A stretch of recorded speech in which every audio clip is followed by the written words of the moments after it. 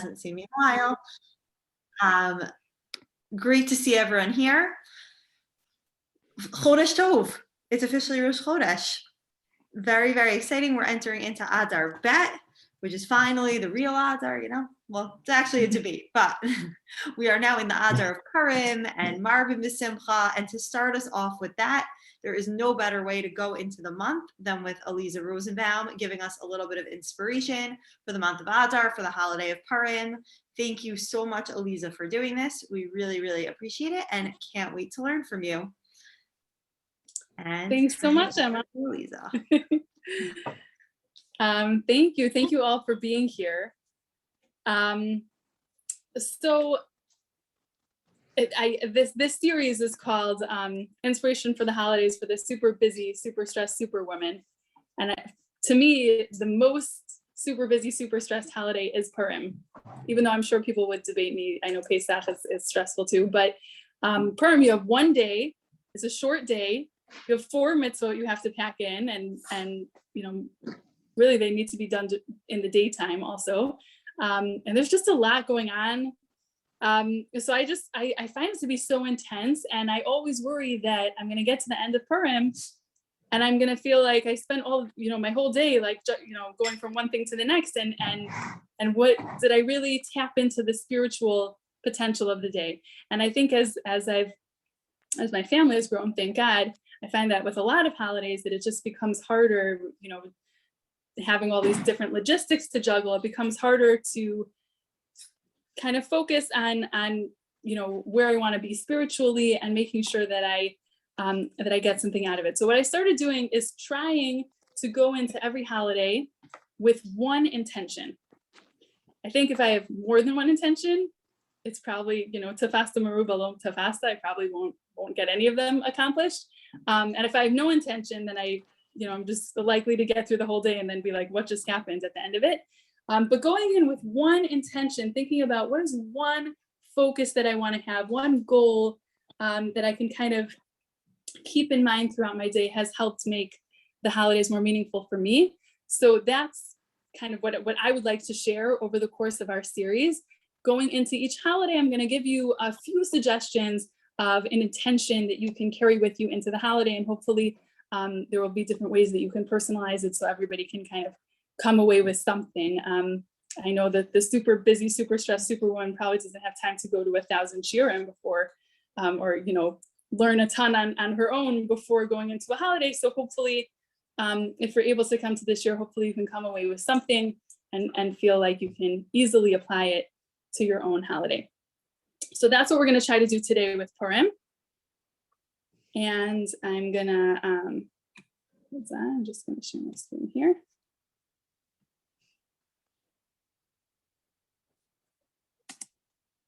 I want to start by sharing something that I learned from Rav Shimshon Pincus. Looks like it's taking a second to load, but hopefully it will work. So I recently was listening to a shiur by Mrs. Shira Smiles, and she was describing how Rav Pincus sees Purim. Rav Pincus says Purim is the ultimate holiday. It's the climax of the entire year. He describes it as like all of the holidays leading up to Purim are like tachanot, are like bus stations, right? And they're just stops along the way. And really what we're trying to get to is Purim. And if we think about the Jewish year really starts in Nisan, right? According to the Torah, first month of the year is Nisan, which means the first holiday is Pesach. And then Purim would be the last holiday of the year. So it's like we've been spending the entire year, if we think from last Pesach, spending the entire year preparing for Purim, and Purim is the destination, the climax. He talks about how when Mashiach comes, there's only one holiday that's going to remain. All the other holidays are going to become irrelevant, and Purim is the one holiday that's going to last when Mashiach comes. He describes how the potential on Purim is limitless, right? Like the same way that Achashverosh says to Esther, like, ask me anything, whatever you want, I'm going to give it to you. Hashem makes us that offer on Purim. Like, ask me for whatever you want, whatever you ask me for, I'm going to give it for you. And Hashem tells us also, Kol poshet yad, anybody who opens their hand to you on Purim, normally, we have to weigh our different, tzedakah options and, what makes the most sense for us and do our research and make sure, the person's legitimate, etc. On Purim, anybody who opens their hands, you just give like there's no limit. And Hashem says, you give like there's no limit, and I will give to you like there's no limit. Why Purim? Why is Purim like the ultimate holiday, the top of all of the holidays with this limitless potential, the destination? So that's what I want to explore tonight. And Rav Pinkus gives one answer, but I'm actually gonna take it in a different direction and suggest my own answer. But we're gonna think about Purim as our destination throughout the year. So when I heard Mrs. Smiles describing the way Rav Pinkus talks about the holidays, I pictured it like this, like a ladder. Okay, so the ladder starts, the first rung is Pesach, and we have our step that we need to take on Pesach. We have something that we need to accomplish, then we move on to the next rung of the ladder, and that's Shavuos.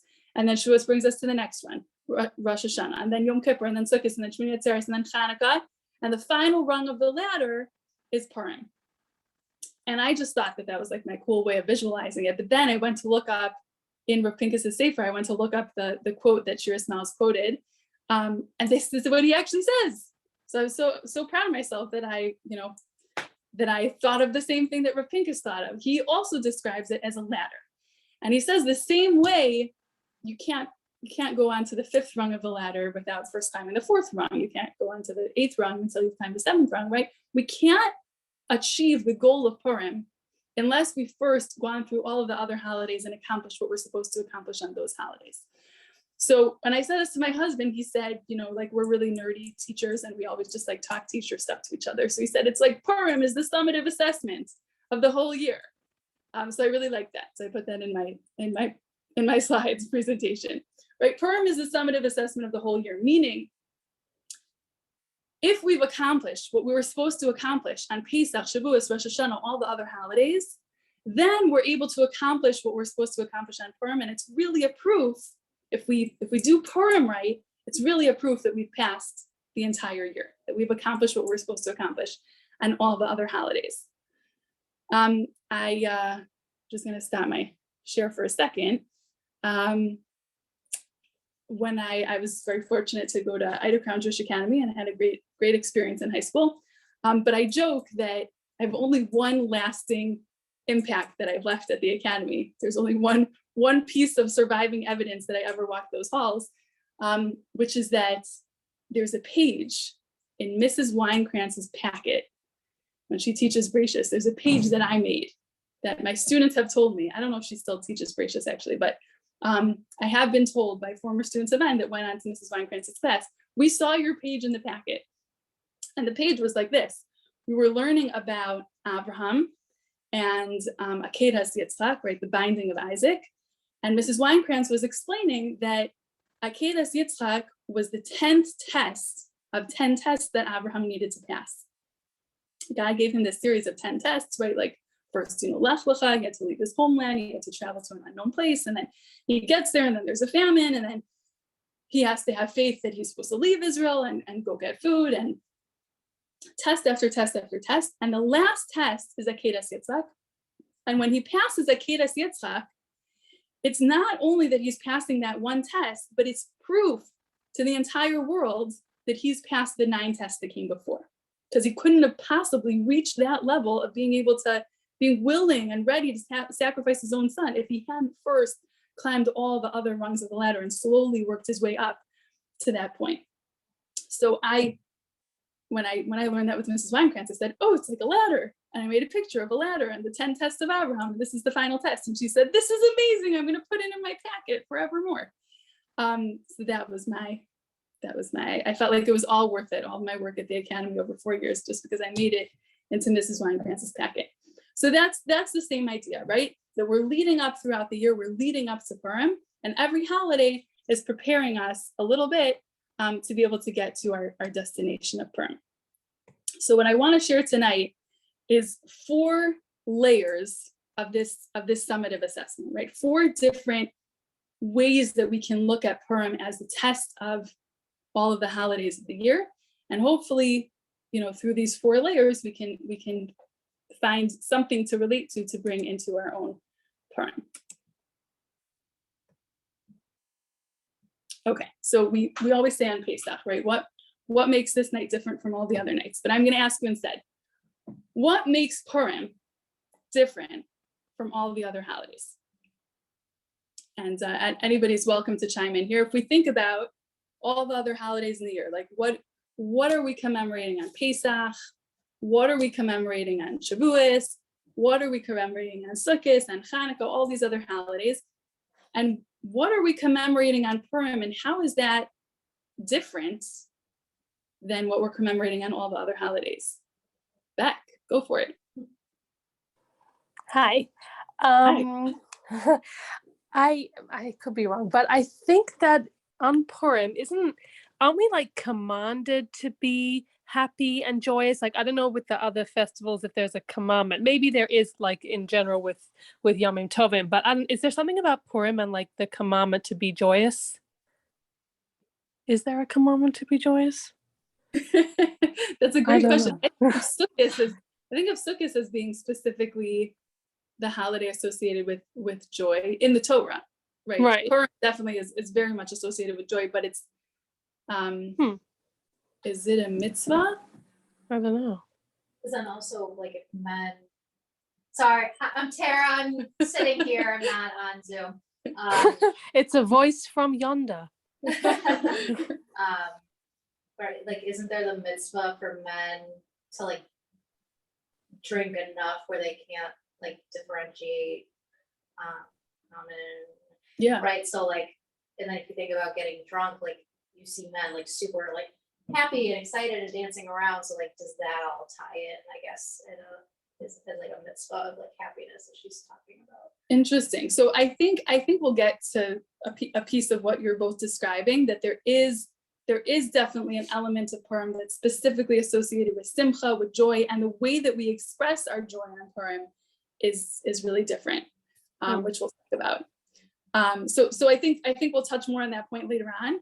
But if you can think more about historically what happens on Purim, right? Every one of the holidays we celebrate, right? It's like a classic Jewish joke, right? Like what's every holiday? We were gonna die, God saved us, so we eat, right? We eat, right? Right. So Purim is that too, right? Same as Pesach. But the way that we were saved, or the miracles that we're commemorating on all the other holidays, are different than the miracle that we celebrate on Purim. So just from the historical aspect, we'll get more into the practically what do we do on Purim later on. But just from the historical respect, what is different about the miracles of Purim than the miracles of the other holidays? Well, the other thing that popped into my head was that in the Megillah, with all the other Chagim, like God's name, I believe, is mentioned, but in the Megillah, Hashem isn't mentioned. So does that make a difference? Yeah, I think it does, because it's not, well, there's different explanations to why Hashem's name is not mentioned, but I think on a deeper level, just think about the entire Purim story. It's not only this superficial, anecdote that God's name happens not to be mentioned in the Megillah, but looking at the entire Megillah, it's very easy to go through it and look at it as a series of coincidences, right? As a series of like, it just happened to be, right? Like it just happened to be that of all the women, Achashverosh liked Esther the best. And it just happened to be that Mordechai overheard Bigsan and Teresh, plotting to kill the king. And it just happened to be that the king couldn't sleep one night, and he just happened to think like, oh, why don't I read through the book of records? And it happened to be opened up to the, right? You see where I'm going with this? Like, it's just a series of coincidences, which is by the way, Amalek, right? Haman comes from Amalek. This is what they believe in. And that's why Purim, the date that the Jewish people were going to be killed, it was chosen by a lottery, because that's what Amalek, that's what Haman believes in, is that everything is just a coincidence. It's just random. right? All the other holidays, it would be much more difficult to explain how all the 10 plagues are just a coincidence, how the splitting of the sea is a coincidence, how God's voice, coming from the sky and talking to the Jewish people with fire and with lightning was a coincidence, how the clouds of glory were a coincidence. Hanukkah too, right? We have this tiny Jewish group of like yeshiva bachurim who defeat the huge Greek army, and we have this tiny flask of oil. Those are obvious miracles.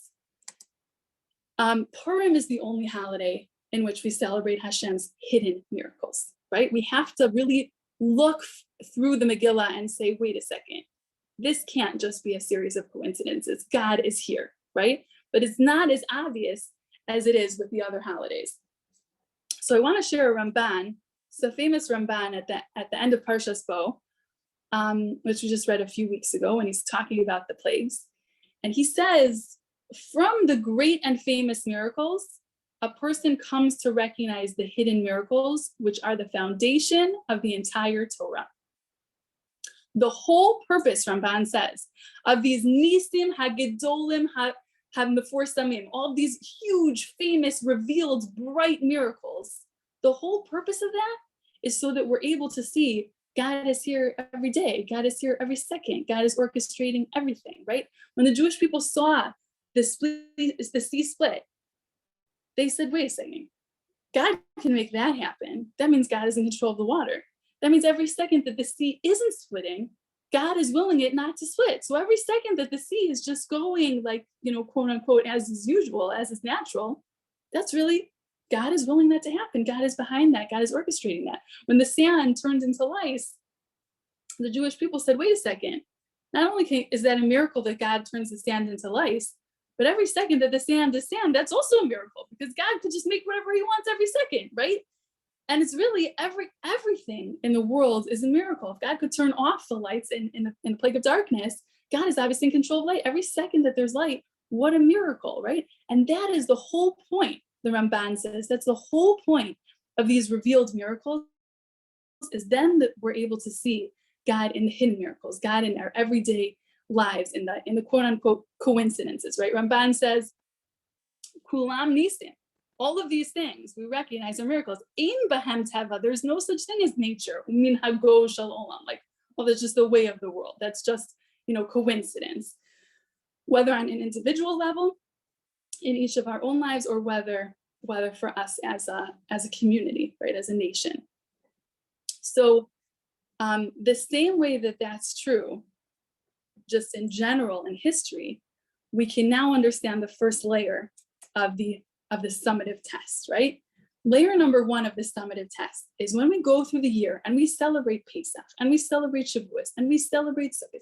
We celebrate all these holidays where we're celebrating these huge, revealed, obvious miracles. What we're really meant to learn from that is that God is there every second, and that God is there in all of the hidden miracles. And that's really the purpose, by the way, of all of existence, right? God created this world. The world is called Olam, which comes from the Shorish Elam, which means hidden. God created this world, the natural world, as a mask to see, can you find me behind this world? Can you find me behind nature? Can you find me behind the coincidence? And if we can go through climbing rung by rung, all of these miracles that we're commemorating throughout the year on the different holidays, then we can get to Purim and pass the final test and say, I see God even here. I see God even though, like Beck said, his name is never mentioned. I see God even though you could say it was all a coincidence, right? But if I really understood what I'm supposed to understand from all the other holidays, then I get and I see behind that mask that God is there in Purim. Okay, so that's the first layer. First layer of the summative test is finding God in the hidden and the everyday miracles. But I want to share with you a thought from Rabbi Lawrence Kellerman, and I would not have said this if I hadn't heard it from Rabbi Lawrence Kellerman, because I think it's a little bold to say, but he's a very wise man, a huge Talmid Chacham. He teaches at I think multiple seminaries in Israel, and has written books, and is a famous educator and philosopher, a Jewish philosopher and Torah scholar nowadays. And he takes this concept one step further. He says, just as the purpose of the bright events in history, like we just said, just as the purpose of these bright events in history is to find Hashem in the dark times, the purpose of bright mitzvot is to find Hashem in the dark mitzvot. What does that mean? So Rabbi Kellerman says, we have two different kinds of mitzvot. We have mitzvot where God is obviously there, right? When I shake lulav and esrog, I'm thinking about God, right? Like there's no way that I would just do that if I didn't understand that it was a mitzvah and I'm doing it because it's a mitzvah. Or when I sit in a sukkah with branches over my head, there's no way that I would do that if it weren't for God. There's certain mitzvot that are just obviously associated with God. And when I do them, it's very easy to make the connection. I'm doing something for God, or I'm doing something to connect to God here, right? Those are the bright mitzvot, according to how Rabbi Kellerman classifies them. And then there are these dark mitzvot. The dark mitzvot are mitzvot that I might not see God in them. I might do them just because it makes me feel good, or just because I feel like it's the right thing to do, or just because it makes somebody else feel good, right?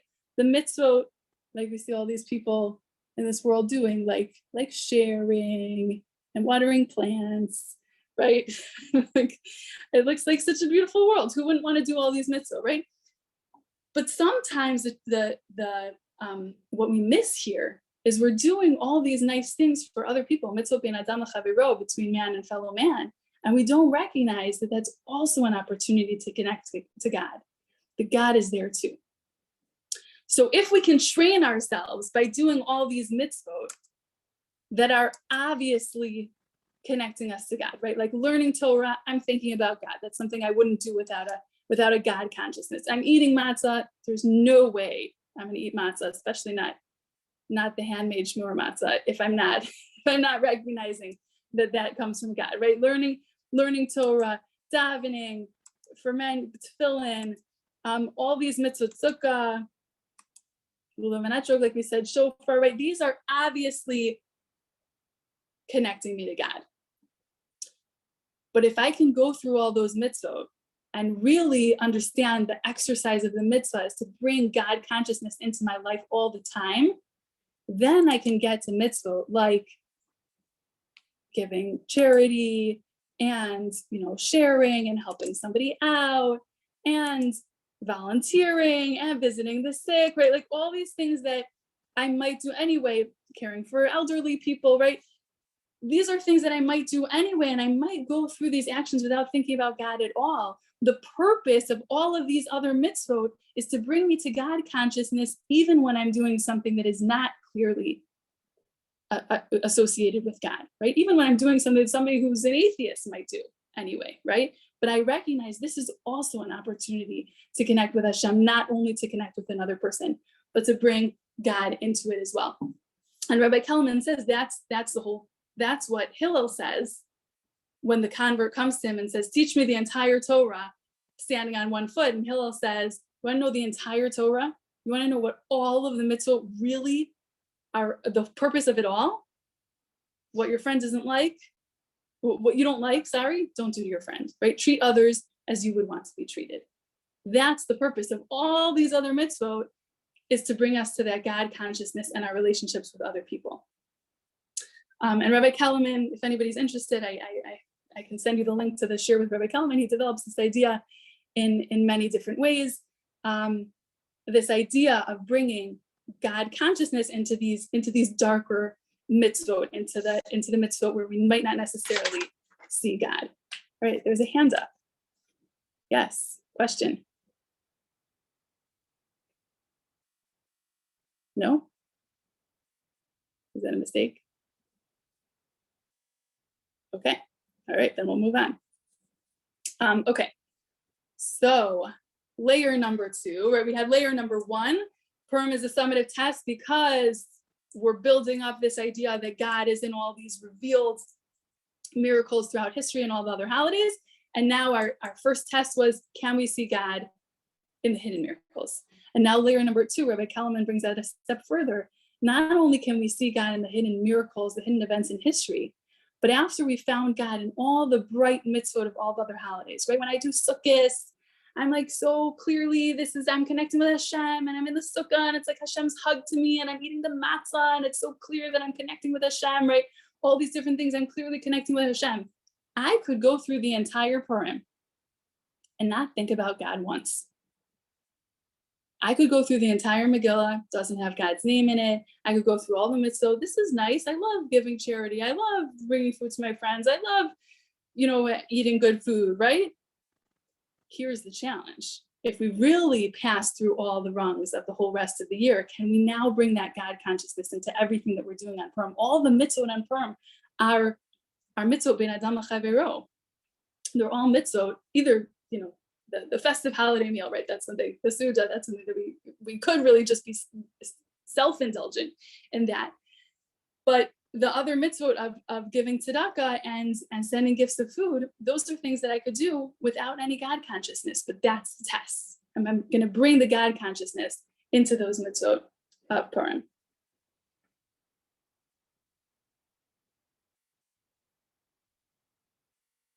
Okay, awesome. I see somebody wants Rabbi Kellerman's share. I'm happy to share it after. Okay. All right, but we're going to take it to the next level. Okay, so we're seeing God in the everyday miracles. We're seeing God in all of our actions and our mitzvot ben adam l'chavero, and we're going to take it now to the third level. Okay, so I'm going to ask you for your help here. I give you the following sentence. How would you fill in this blank?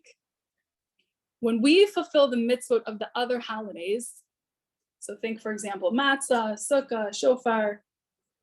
When we fulfill the mitzvot of the other holidays, we are blanking the actions of Hashem. What verb would you put there? You can call it out. You can type in the chat. What do you think? When we fulfill the mitzvot of the other holidays, we are blanking the actions of Hashem. Acknowledging, great.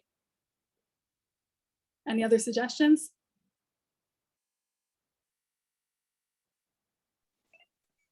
Imitating. Interesting. So how is matzah or how is sukkah imitating the action of Hashem? Sorry, I'm putting you. I just want you to explain if you want.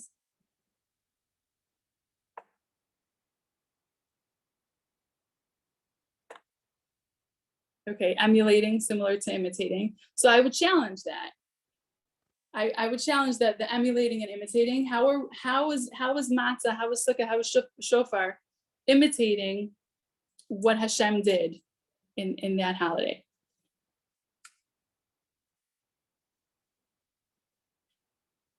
No pressure, only if you want to answer that question. So I think we're acknowledging, we're commemorating, we're celebrating, we're appreciating, but it's something that's outside of us, right? God took us out of Egypt so quickly that we didn't even have time for our bread to rise, and we're so grateful that we're going to eat matzah and not have time for our bread to rise on Pesach, right? God took us out, it took us through the desert and protected us with these clouds of glory, and we're so grateful. So we want to commemorate those clouds of glory, we want to celebrate them, we want to appreciate them, we want to honor them. So we're going to do sukkah, but the sukkah, the matzah, the shofar are just reminding us of something that God did for us. Whereas I think where the word emulating or imitating really comes in is in Purim. Because think again about the mitzvot of Purim. Giving to poor people, giving to friends, right? That's the focus, is about giving to other people on Purim. The Megillah is commemorating, but it's almost like, the Megillah is one of the first things that we do, if not the first thing that we do when Purim starts. So we have to do it at night, and the other mitzvot we need to have during the day. So it's almost like the Megillah is just setting us up for what's really the focus of the day. The real focus of the day is you run around like a crazy person trying to give to everybody that you see. So it's really about giving, which is, I would say, not commemorating any specific action of Hashem, but emulating really the actions of Hashem. We are becoming godly, which is, by the way, for some of you here who have been part of our Chesed Vad for the past few months, our first chesed role model that we talked about in our chesed vad is God. And I think we have to recognize anytime we give, that is like the ultimate level of emulating God. We have a mitzvah, the halachta b'drachav, that we're supposed to emulate Hashem. The ultimate way of emulating Hashem is by giving. God gives every second, every day, right? We wouldn't be here without God's giving. So in this way, I think we reach the third level, the third layer of the summative test on Purim, right? So not only are we seeing God's hand in the hidden miracles, and we're bringing God consciousness into our mitzvot ben adam l'chavero, but not only that, we've spent the whole year celebrating Hashem's kindness, talking about the whole night at the Seder on Pesach. We talk about all the amazing things that Hashem did for us during the Pesach story. And the whole holiday of Sukkot, we sit outside and we think, wow, Hashem protected us, and Hashem saved us, and Hashem looked out for us, and all these amazing acts of chesed that Hashem did for us. The whole year, we're kind of like apprentices. We're studying. We're celebrating Hashem's kindness. We're in awe of it, but we're standing at the side and as bystanders, kind of witnessing and incredulous of all the things that God has done for us. And then we get to Purim, and God says, now I want you to do it. All the things that you've been studying the whole year, all the things you've been celebrating the whole year, I want you to do it. I want you to now do all these mitzvot ben adam l'chavero. I want you to do the chesed. And that's the focus on Purim, is not just to talk about it, not just to think about it, but to go ahead and do it, embody all of the kindness and emulate it ourselves. Okay, does that make sense? I think I was maybe misleading in my questions. Does that distinction make sense? Right, with the other holidays we're celebrating, we're commemorating. Here we're emulating. Beautiful. Oh, thank you. Okay, all right, we have one final layer. All right, here we go. Oops, I think I skipped. Hold on.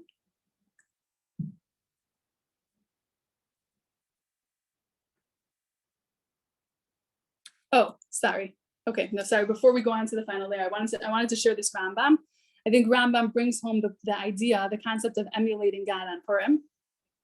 And he says here, Mutav la'adam, it behooves a person, la'arbos b'matanos avyomin, to give a lot of tzedakah to poor people on Purim, mi la'arbos b'sudaso uvishloch manos l'reyav, more than the money and the time and the effort that you spend on preparing for your meal and preparing for all of your gifts of food that you're going to give to your friends. More money and time and effort should be put into giving tzedakah to the poor. Why? And this goes to the point that Beck and Tara were making before, because I think this was your intention. She'ein sham simcha gedola u'meforara el lismoach lev aniyim v'yasomim ba'almanos hagim. Because what we're really trying to achieve on Purim is joy. And there is no greater joy, the Rambam says, no greater and more glorious joy than bringing joy to the hearts of poor people and orphans and widows and converts. Because a person who brings joy to these people, it's godly. You're like Hashem himself, right? This is what Hashem does. Hashem cares for his creations. You're caring for his creations. You're bringing a smile to somebody's face. You're giving somebody what they need to get through the day. There's no greater joy than that. And you should feel awesome about it, knowing that you are being like God. Right? This is Hashem. Hashem is the one who gives spirit and gives sustenance to the people who are downtrodden, to the people who are depressed. And that's what we can do on Purim. There's no greater joy that can come than the joy of being able to give to somebody and bring a smile to their face. Okay, now we come to the final letter. All right. All right, I'm going to ask you, I know I think some of my questions have been misleading, but here it's really open-ended, wherever you want to go with this. But I would ask you, what is the main theme of all of Purim? Tell me in one word, what is Purim all about? And a theme that maybe travels through the Megillah and travels through all of our all of our different mitzvot of the day and all of the different customs that we have. So I have a little poll here if you want. I'll say it out loud for those of you who are in the room. Hold on, let's activate. Okay, so if I ask you, what is the theme of Purim in one word? Okay, so if you text the phone number 37607. 376. You could do this either on your computer or on your phone. From your phone, so you would text the phone number 37607, and you would text the message that you would write is Aliza Rosenbaum 842. And then after you text that to join, then you can text your message. And give me in one word, what is the theme of all of Purim? And if you don't want to do it, that's okay. I'll learn for next time not to do these polls. Says the keyword Aliza would not be found. Oh no. Is anybody doing it and it worked for you? Otherwise, maybe it's just not.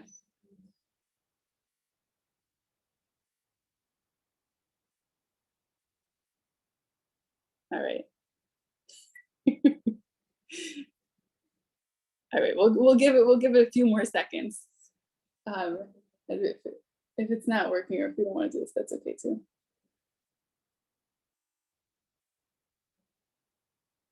Nice. Ooh, thank you.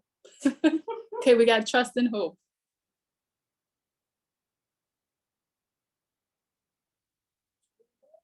Take a minute.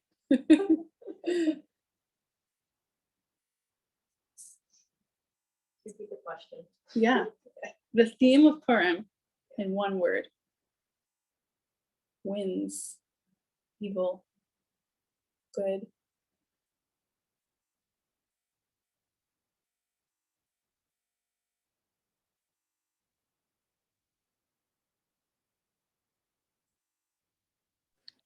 Wait, I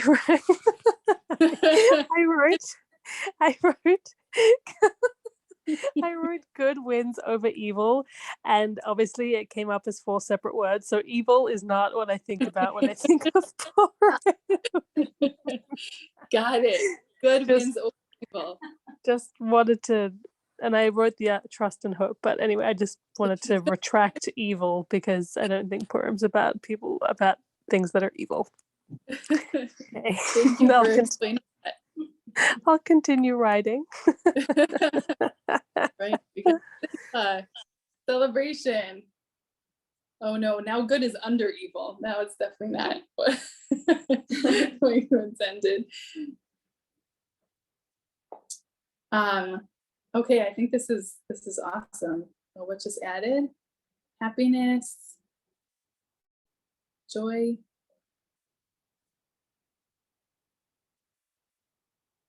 That's awesome. I think this is a great Purim word cloud. We should all frame it and hang it up on our wall on Purim. Miracles, beautiful.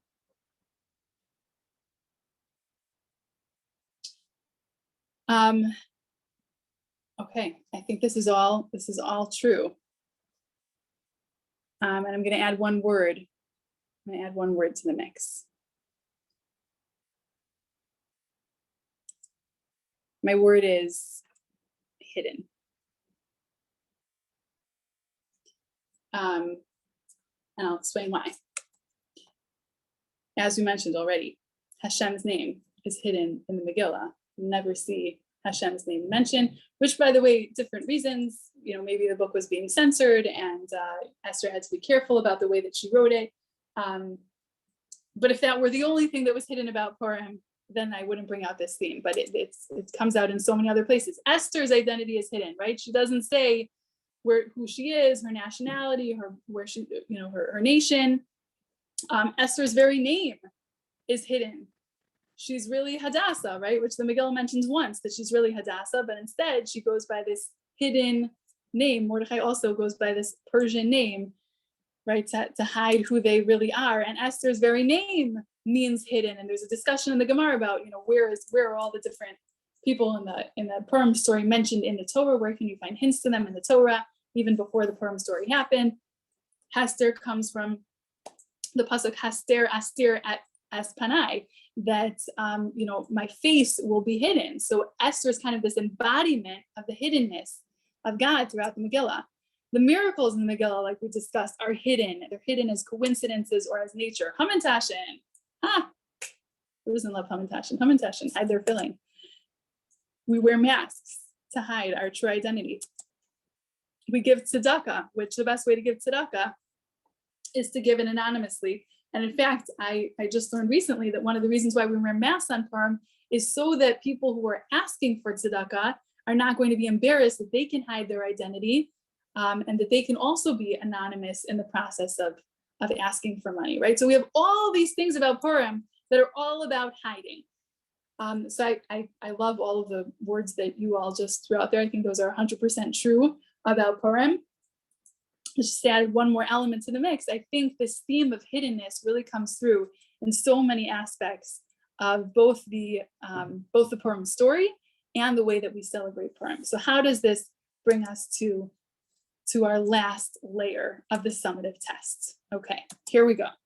We're going to do a little bit of review. By the way, I don't know if you were paying attention, but layer number 1 was red, layer number 2 was orange, layer number 3 was yellow, layer number 4 was green. I had to, because my 9-year-old is really into rainbows and she would be really upset if I didn't go in rainbow order. So here we go, bringing it together. Can we not only, our red layer was recognize Hashem in the dark miracles, right? Recognize Hashem in the hidden miracles in our everyday lives. And then can we bring it to the next level and infuse God consciousness into not only the dark times, but the dark mitzvot as well. Bring God into every action, even the actions that are not obviously connected to God. And then taking it to the next level, we're not only bringing God consciousness into the dark mitzvot, but we're emulating Hashem, not just commemorating all of God's acts of kindness, but embodying them ourselves and acting as God the entire holiday of Purim. And now can we take it to the last level? Not only do all of that, but do it all with humility. Do it all in a hidden way, like Hashem. When we talked about in our Chesed Bad, we talked about God being a role model for Chesed. And how can we take God as a paradigm of the giver and let that affect the way that we give? I thought about all these aspects of the way that Hashem gives. Like, Hashem never makes a big deal about it. Most of the world doesn't even recognize that all of the giving that God does, right? Because God doesn't make a big deal out of it. And God keeps giving, even if it's not appreciated and if it's not acknowledged. And God is constantly hiding behind these masks and just giving and giving and giving. And it's not about him. It's just about you. And he loves us and he wants us to be taken care of. That's the challenge of Purim. When I give my shalach manos, is it not about me and not about my theme and how cute it is and how perfect every single thing is and how I have it in a mason jar? I do have it in a mason jar. I'm sorry. I gave in for the mason jar, but I want it to be, but that was before I prepared this year. So now that I prepared this year, now it's not going to be about the mason jar. It's going to be about whoever I'm giving to and how to make them feel good. And it's about them and it's not about me, right? And when I'm giving tzedakah, it's not about me and it's not about having my name on a plaque. It's just about, I want the other person to be happy and how can I do it in a way that makes the other person feel good? And the whole day just thinking about how to do it all with humility. Rav Wolbe, in his Sefer Alei Shor, he has this beautiful essay about how the entire story of Purim only was able to unfold because of humility. That Mordechai and Esther are the most humble people of all time. By the way, Esther, whose name means hidden, you don't see her making a big deal of all of her sacrifices either.